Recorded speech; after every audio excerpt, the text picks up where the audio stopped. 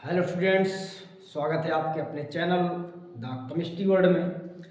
आज हम लोग इलेक्ट्रोकेमिस्ट्री जो कि फिजिकल केमिस्ट्री का आप सेकेंड चैप्टर कह सकते हो और पार्ट वन का भी सेकेंड चैप्टर है। एनसीईआरटी पार्ट वन का सेकेंड चैप्टर है, उसकी हम लोग चर्चा करेंगे।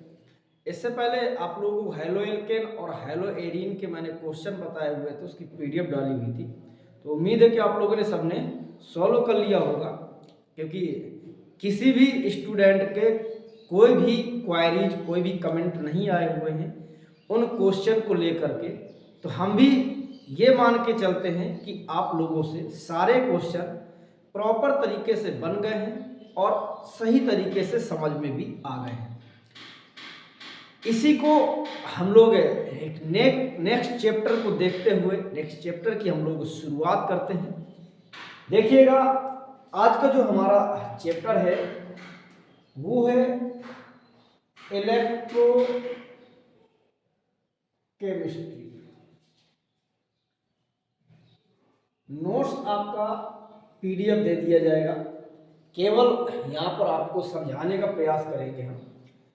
इलेक्ट्रोकेमिस्ट्री मीन्स क्या होता है। अगर हम इलेक्ट्रोकेमिस्ट्री की बात करें, इसको थोड़ा सा मैंने अलग कर लिया है, इसको भी मैंने अलग कर लिया है और यहाँ पर इसको अलग कर लिया है। तीन पार्ट में हम इसको समझेंगे। इलेक्ट्रो मीन्स हम लोग ले रहे हैं इलेक्ट्रिकल एनर्जी, मीन्स विद्युत ऊर्जा। केम मीन्स मैं ले रहा हूं केमिकल एनर्जी, मीन्स रासायनिक ऊर्जा। बीच में एक रिवर्सिबिलिटी का साइन लगा दे रहा हूं, मतलब कि इलेक्ट्रिकल एनर्जी को केमिकल एनर्जी में और केमिकल एनर्जी को इलेक्ट्रिकल एनर्जी में जो ट्रांसपोर्टेशन होता है, जो चेंजमेंट होता है, इंटर कन्वर्जन होता है, इसकी स्टडी जिस केमिस्ट्री की ब्रांच में पढ़ते हैं उसे हम लोग कहते हैं electrochemistry. Means electrical energy chemical energy में, केमिकल एनर्जी इलेक्ट्रिकल एनर्जी में चेंज होती है, जो वो आपका जिस केमिस्ट्री की ब्रांच में पढ़ते हैं उसके हम लोग उसी केमिस्ट्री को हम लोग बोल देते हैं इलेक्ट्रोकेमिस्ट्री। अब यहां से इसको इसमें चेंज करने के लिए कोई ना कोई डिवाइस यूज करते हैं। उस डिवाइस का नेम होता है सेल और बैटरी। सेल होता है या बैटरी, उसी को बोल देते हैं। अब ये जो सेल और बैटरी भी आपके इनके अकॉर्डिंग टू टाइप की होती है। एक होती है आपकी इलेक्ट्रोलाइट सेल, इलेक्ट्रोलिटिक सेल भी कहते हैं इसको, इलेक्ट्रोलिटिक सेल। अब दूसरा होता है इलेक्ट्रोकेमिकल सेल होता है। तो इलेक्ट्रोलिटिक सेल का काम होता है इलेक्ट्रिकल एनर्जी को केमिकल एनर्जी में कन्वर्ट करना, और जो इलेक्ट्रोकेमिकल सेल का मतलब होता है केमिकल एनर्जी को इलेक्ट्रिकल एनर्जी में कन्वर्ट करना। दोनों एक दूसरे को इंटर कन्वर्ज करते हैं, ये ऐसी डिवाइस होती है। अब बात ये आती है कि यहाँ पर इलेक्ट्रो वर्ड यूज हो रहा है, तो इस इलेक्ट्रो का मतलब होता है इलेक्ट्रोलाइट से, जिसे हम लोग यहाँ पर कंडक्टर यूज करेंगे। क्या यूज करेंगे? कंडक्टर। तो कंडक्टर मीन्स होता क्या है? कंडक्टर मीन्स होता है कि जिसमें हम लोग आसानी से इलेक्ट्रिसिटी पास करा सकते हैं। कुछ ऐसे सब्सटेंस होते हैं जिनमें इलेक्ट्रिसिटी आसानी से पास करा सकते हैं। दो substance in which we can pass electricity easily, तो उन्हें हम लोग कहते हैं कंडक्टर। कंडक्टर होते हैं, एक होते हैं नॉन कंडक्टर जिनमें इलेक्ट्रिसिटी पास नहीं होती है, एक सेमी कंडक्टर भी होते हैं। सेमी कंडक्टर में कुछ ऐसे भी आपके नॉन कंडक्टर होते हैं जिनमें इलेक्ट्रिसिटी पास तो नहीं होती, लेकिन कुछ इम्प्योरिटीज मिला देने पर वहाँ पर इलेक्ट्रिसिटी आसानी से पास हो जाती है। तो ये कंडक्टर भी आपके 2 टाइप के होते हैं, एक होता है मेटेलिक कंडक्टर और एक होता है आपका इलेक्ट्रोलाइट। एक मेटेलिक कंडक्टर होता है और एक इलेक्ट्रोलाइट होता है। मेटेलिक कंडक्टर क्या होता है कि ये जो है आपका फिजिकल कंडीशन चेंज बिना ही कंडक्टर की तरह वर्क करता है, means without change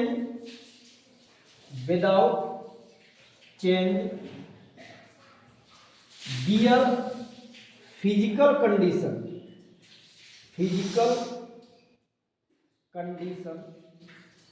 work as a conductor. मतलब कि ये बिना अपनी फिजिकल कंडीशन चेंज हुए भी कंडक्टर की तरह काम करता है। जैसे जितने भी मेटल्स होते हैं, आप Fe ले लीजिए, Cu ले लीजिए, Al ले लीजिए, जो भी आप लेना चाहें वो सब आप ले सकते हैं, ये सब मेटेलिक कंडक्टर होते हैं। इलेक्ट्रोलाइट क्या होगा, ये एक्वस सॉल्यूशन में ही आपका कंडक्टर की तरह वर्क करेंगे। अगर एक्वस सॉल्यूशन नहीं होगा तो वर्क नहीं करेंगे, मतलब कि इसमें फिजिकल कंडीशन उसकी चेंज करनी पड़ेगी, तब जाकर के ये किसका कंडक्टर की तरह काम करते हैं। Means in aqueous solution work as a conductor, means aqueous solution में ही ये कंडक्टर की तरह काम करते हैं। ये जो इलेक्ट्रोलाइट्स होते हैं ये आपके 2 टाइप के होते हैं, एक होते हैं आपके स्ट्रॉन्ग और एक होते हैं आपके वीक। स्ट्रॉन्ग में जितने भी आपके स्ट्रॉन्ग एसिड होंगे, जितने भी आपके स्ट्रॉन्ग बेस होंगे, जितने भी आपके स्ट्रॉन्ग साल्ट होंगे, वो सब स्ट्रॉन्ग इलेक्ट्रोलाइट कहलाएंगे। और वीक में जितने भी आपके वीक एसिड होंगे, जितने भी आपके वीक बेस होंगे, जितने भी आपके वीक सॉल्ट होंगे, वो सब आपके वीक कहलाएंगे। जितने आपके स्ट्रॉन्ग एसिड बेस सॉल्ट होंगे वो आपके स्ट्रॉन्ग कहलाएंगे। इतना सब क्लियर होने के बाद भी आपको कोई डाउट हो तो बता दीजिएगा। कि सबसे पहले हमने बात की थी इलेक्ट्रोकेमिस्ट्री क्या होती है। इलेक्ट्रोकेमिस्ट्री का मतलब होता है interconversion of chemical energy to electrical energy और electrical energy to chemical energy.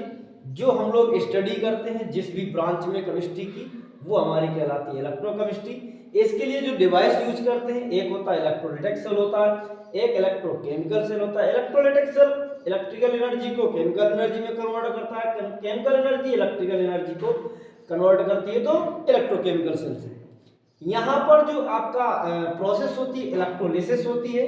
यहाँ पर जो आपका होता है इलेक्ट्रोमोटिव फोर्स के थ्रू ये आपका काम हुआ करता है। कंडक्टर मींस होता है कि जिनमें हम लोग इजीली इलेक्ट्रिसिटी पास करा सके, उन्हें हम लोग कंडक्टर कहते हैं। ये आपके 2 टाइप के होते हैं, एक मेटेलिक कंडक्टर होता है without change their physical condition work as a conductor, means iron, copper, aluminium etc. आपके सब मेटेलिक कंडक्टर मतलब जो मेटल होते हैं इनमें कोई फिजिकल कंडीशन चेंज नहीं की जाती, जैसे होंगे वैसे ही वो वर्क करेंगे। यहाँ पर इलेक्ट्रोलाइट जो होते हैं इनमें आपको फिजिकल कंडीशन चेंज करनी पड़ेगी। इट मींस जैसे in aqueous solution work as a conductor. जैसे आप NaCl ले लीजिए, एक एग्जांपल यहाँ पर दिए गए NaCl ले लीजिए। जब NaCl आपका सॉलिड फॉर्म में होगा तो कभी भी ये एज अ कंडक्टर वर्क नहीं करेगा, लेकिन जैसे ही हम लोग इसको एक्वस सॉल्यूशन बना देंगे तो ये आयनाइज्ड हो जाएगा Na+ और Cl- में कंडक्टर की तरह काम करने लगता है। As a clear. नेक्स्ट देखिए, इसके बाद जो हमारा नेक्स्ट टॉपिक है some term of electrolytes, some term of electrolytic solution.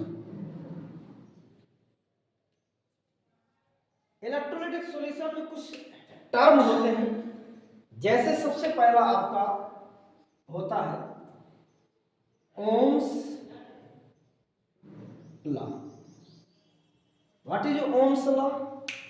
Ohm's law is a V directly proportional I, means जो टर्मिनल वोल्टेज होता है या टर्मिनल पोटेंशियल होता है किसी भी कंडक्टर में, वो उसमें पासिंग ऑफ करंट के डायरेक्टली प्रोपोर्शनल होता है। तो V डायरेक्टली प्रोपोर्शनल I हो गया। तो V इक्वल टू, यहाँ पर प्रोपोर्शनलिटी का साइन आएगा तो यहाँ से हटेगा तो R आ जाएगा।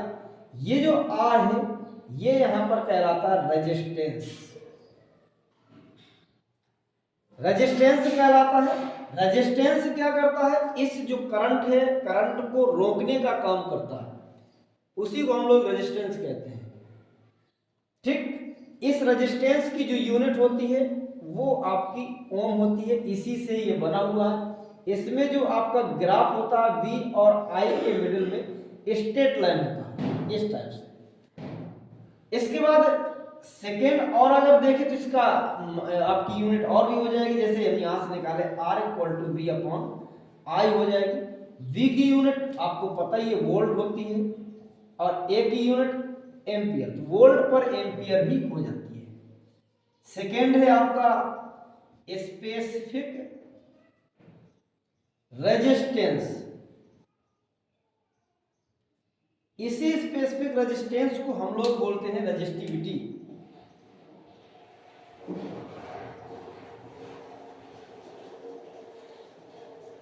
इसी को हम लोग बोलते हैं रेजिस्टिविटी। मतलब क्या होता है इस रेजिस्टिविटी का? जैसे हम लोगों ने एक कंडक्टर ले लिया जिसकी लेंथ L सेंटीमीटर है और क्रॉस सेक्शनल जो एरिया है वो A सेंटीमीटर स्क्वायर है। तो इस कंडक्टर का जो रेजिस्टेंस होगा R, वो जो है इसकी लेंथ के डायरेक्टली प्रोपोर्शनल होगा, इक्वेशन नंबर 1, और क्रॉस सेक्शनल एरिया के इनवर्सली प्रोपोर्शनल होगा, इक्वेशन नंबर 2। अब 1 और 2 इक्वेशन को जब सॉल्व करेंगे ऑन सॉल्विंग इक्वेशन 1 एंड 2, तो क्या होगा? यहां से R directly proportional L upon A हो जाएगा, तो R इक्वल टू हो जाएगा प्रोपोर्शनलिटी का। जैसे यहाँ साइन हटाया था तो हमने रेजिस्टेंस का कांस्टेंट यूज किया था, ऐसे यहाँ भी होगा। तो R डायरेक्टली प्रोपोर्शनल को जब साइन हटाएंगे तो यहाँ पर एक कांस्टेंट आएगा रो, L अपॉन A हो जाएगा। तो रो इक्वल टू हो जाएगा RA अपॉन L।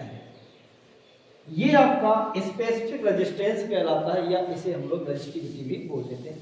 इसकी यूनिट की यदि हम लोग बात करें तो R की यूनिट अभी हमने यूज किया है, A मीन्स हो गया सेंटीमीटर स्क्वायर अपॉन लेंथ की यूनिट भी मैंने सेंटीमीटर लिया है, आप यहाँ से देख सकते हो।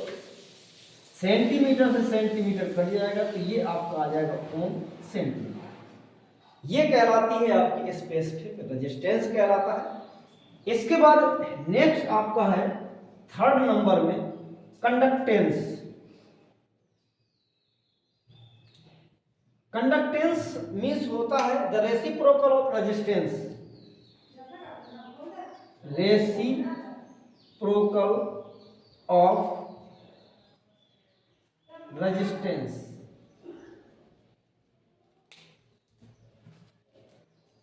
रेसिप्रोकल ऑफ रेजिस्टेंस मीन्स क्या होगा कि कंडक्टेंस को यहां पर C और G दोनों से रिप्रेजेंट करते हैं, तो 1 अपॉन क्या हो जाता है? R हो जाता है। इसकी यूनिट क्या हो जाएगी? ओम इनवर्स हो जाती है, या इसी को कहीं कहीं लिखा होगा म्यू लिखा होगा। इसके बाद 4 नंबर में आता है, जैसे यहाँ पर हमने रेजिस्टेंस लिया था फिर स्पेसिफिक रेजिस्टेंस लिया था, ऐसे यहाँ पर कंडक्टेंस के साथ स्पेसिफिक कंडक्टेंस लेते हैं। इसी को हम लोग जैसे रेजिस्टिविटी बोले थे, यहाँ पर इसको कंडक्टिविटी बोलते हैं। कंडक्टिविटी बोलते हैं। इसका मतलब होगा जब रेजिस्टेंस का रेसिप्रोकल ऑफ रेजिस्टेंस था तो कंडक्टेंस था, यहाँ पर स्पेसिफिक रेजिस्टेंस कर देंगे। इसे हम लोग कप्पा से डिनोट करते हैं, तो कप्पा इक्वल टू होता है कि 1/ρ रेसिप्रोकल ऑफ स्पेसिफिक रेजिस्टेंस। तो यहाँ पर आपका रो हो गया। अगर इसको हम लोग और तोड़ने का प्रयास करें तो देखिए आप, रो इक्वल टू हमारा यहाँ पर आया था RA/L आया था, तो यहाँ पर हो जाएगा R, ये आपका पहुंच जाएगा 1/RA इंटू एल हो जाएगा। इसको 1/R इंटू L/A कह देते हैं। ये जो L/A है ये कहलाता है सेल कांस्टेंट। यहाँ पर जो L/A होता है वो सेल कांस्टेंट कहलाता है। इससे आपका एक क्वेश्चन हर साल लगभग पूछा जाता है। इसके बाद 5 नंबर जो आपका है वो आपका कहलाता मोलर कंडक्टिविटी। तो मोलर कंडक्टिविटी मीन्स क्या होता है कि किसी भी इलेक्ट्रोलाइटिक सॉल्यूशन में जब 1 मोल डिसोल्यूशन किया जाए किसी इलेक्ट्रोलाइट्स का, तो वो जो सॉल्यूशन होता है वो कहलाता है मोलर कंडक्टिविटी। मीन्स एक कोई सॉल्यूशन, आप इलेक्ट्रोलाइटिक सॉल्यूशन ले लिया, उसमें जब 1 मोल इलेक्ट्रोलाइट डिसॉल्व किए गए होंगे, वो आपका जो सॉल्यूशन तैयार होता है वो कहलाता है, उसकी मोलर कंडक्टिविटी कहलाती है।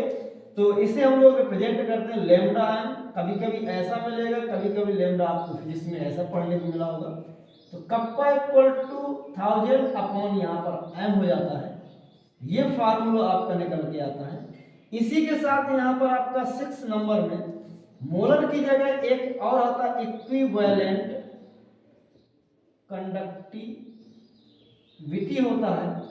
अब जैसे यहाँ पर 1 मोल आपके इलेक्ट्रोलाइट डिसॉल्व किए गए थे, यहाँ पर सेम डेफिनेशन में केवल आपको क्या करना, 1 ग्राम इक्विवेलेंट आपके यूज करेंगे, डिसॉल्व करेंगे यहाँ पर इलेक्ट्रोलाइट। तो इसको हम लोग लैम्डा EQ से आपको प्रदर्शित करते हैं।